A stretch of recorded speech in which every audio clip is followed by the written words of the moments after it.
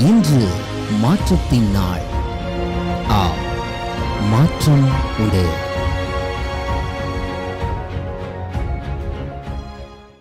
ஆச்சரியமான தேவனுடைய அற்புதமான பரிசுத்த நாமத்திற்கு மகிமை உண்டாவதாக. மாற்றம் உண்டு என்கிற இந்த அனுதின தியானத்தின் மூலமாக உங்களை சந்திக்கிறதுல எனக்கு மிகுந்த சந்தோஷம்.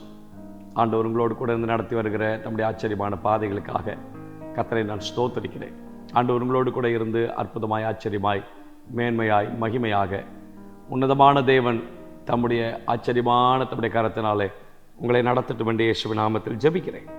அப்போஸ்தலர் நடபடிகள் 3வது அதிகாரம் 10வது வசனம். Acts chapter 3 verse number 10.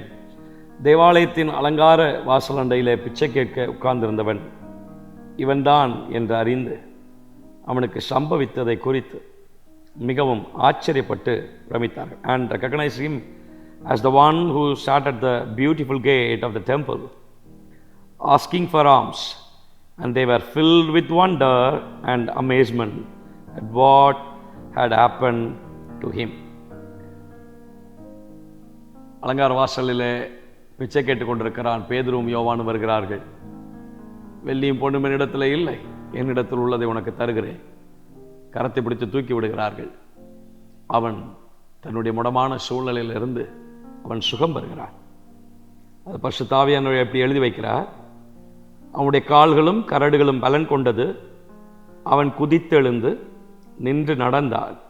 நடந்து குதித்து தேவனை துதித்து கொண்டு அவர்களுடனே கூட தேவாலயத்துக்குள் பிரவேசித்தான். அவன் நடக்கிறதையும் தேவனை துதிக்கிறதையும் ஜனங்கள் எல்லாரும் கண்டு ஆச்சரியப்பட்டு பிரமித்தார்கள்.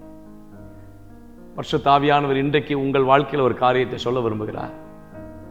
திரும்பி பார்க்க வைக்கும் கர்த்தர் ஒருவர் உங்கள் வாழ்க்கையில் இருக்கிறார். தேவன் உங்கள் வாழ்க்கையில செய்யும் காரியத்தை மற்றவர்கள் திரும்பி பார்க்க வைப்பார். மற்றவர்கள் உங்களை திரும்பி பார்க்கக்கூடிய விதத்தில் தேவன் அமேசான காரியத்தை கர்த்தர் செய்வார்.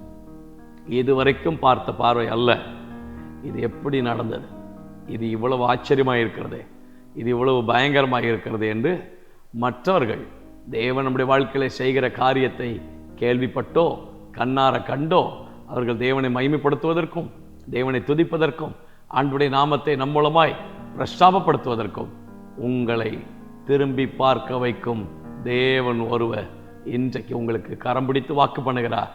உங்கள் வாழ்க்கையில கர்த்தர் செய்யும் செயல்களை மற்றவர்கள் திரும்பி பார்க்க தேவன் வைப்பார்.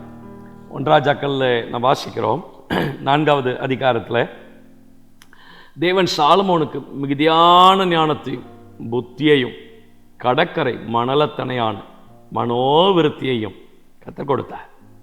சகல கிழக்கத்தி புத்திரரின் ஞானத்தையும் எகிப்தியரின் சகல ஞானத்தை பார்க்கிலும் சாலமோனின் ஞானம் சிறந்ததாயிருந்தது. சாலமோனின் ஞானத்தை குறித்து கேள்விப்பட்ட பூமியின் சகல ராஜாக்களிடத்திலிருந்து நானா ஜாதியான ஜனங்களும் அவனுடைய ஞானத்தை கேட்கிறதற்கு வந்தார்கள்.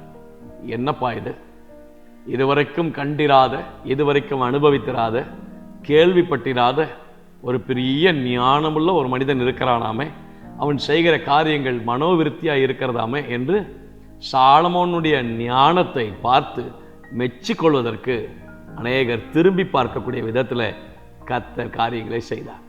நான் சொல்கிறேன், உங்கள் வாழ்க்கையில் தேவன் இன்றைக்கு செய்யும் காரியங்கள் அநேகர் திரும்பி பார்க்கக்கூடிய விதத்தில் இருக்கும். நீங்கள் யோசித்திராத, எண்ணீராத மகத்துவமான, ஆச்சரியமான, மகிமையான காரியங்களை உங்கள் வாழ்க்கையில் நிறைவேற்றி கொடுப்பதற்கு என் ஆண்டவர் அவர் உண்மையில் ஆண்டவர். மற்றவர்கள் எங்களை திரும்பி பார்க்கக்கூடிய விதத்தில் எப்பொழுது என்று கேட்கிறீர்களா? கர்த்தருக்கு மாத்திரம் தெய்வ பயத்தோடு நீங்கள் உண்மையுள்ளவர்களாக இருப்பீர்கள் சொன்னார், இந்த வருஷத்தில் கர்த்தர் அந்த காரியத்தை உங்கள் வாழ்க்கையில் நிறைவேற்றி கொடுப்பார். எது தெரியுமா நமக்கு அதிகமான தேவை? கர்த்தருக்கு பயப்படுகிற பயம், fear of the Lord. கர்த்தருக்கு பயப்படுதலே ஞானத்தின் ஆரம்பம். ஆண்டவருக்கு பயப்படுகிற பயம் மாத்திரம் உங்களுக்கு இருக்கும் என்றால் மனுஷனுக்கு பயப்பட வேண்டிய அவசியம் இல்லை. யாருக்கு முன்பதாகவும் போய் கை கட்டி நிற்க வேண்டிய அவசியம் இல்லை. யாருக்கு முன்பதாகவும் நாம் கணக்கு ஒப்புவிக்க வேண்டிய அவசியம் இல்லை. தேவனுக்கு மாத்திரம் பயந்து நடங்கள். கர்த்தருக்கு பயப்படுகிற பயம் உங்கள் வாழ்க்கையில் நிறைவாக இருக்கும் என்று சொன்னார். இன்றைக்கு இந்த வருஷத்தில் கம்மிங் டேஸில் உங்களை திரும்பி பார்க்கக்கூடிய விதத்தில் கர்த்தர் ஆச்சரியமான காரியத்தை, இதுவரைக்கும் எங்கும் சம்பவித்திராத காரியங்களை உங்கள் வாழ்க்கையை செய்வார். தேவனே, அப்படியே உம்முடைய பிள்ளைகளை ஆசீர்வதியும். தேவனே, அப்படியே ஆசீர்வதி, அப்படியே ஆசீர்வதி. ஆண்டவருடைய கரம் உம்முடைய பிள்ளைகள் அப்படியே ஆசீர்வதித்து பலப்படுத்தட்டும். தேவனுடைய நன்மைகள் பிள்ளைகளோடு கூட இருந்து வழி நடத்தட்டும் என்று ஜெபிக்கிறோம். கிருபையுள்ள கரங்களை தாழ்த்தி விட்டு கொடுக்கிறோம். பெரிய காரியங்களை செய்யும் இயேசுவின் நாமத்தில் ஜெபிக்கிறோம் நல்ல பிதாவே, ஆமென். May God bless you.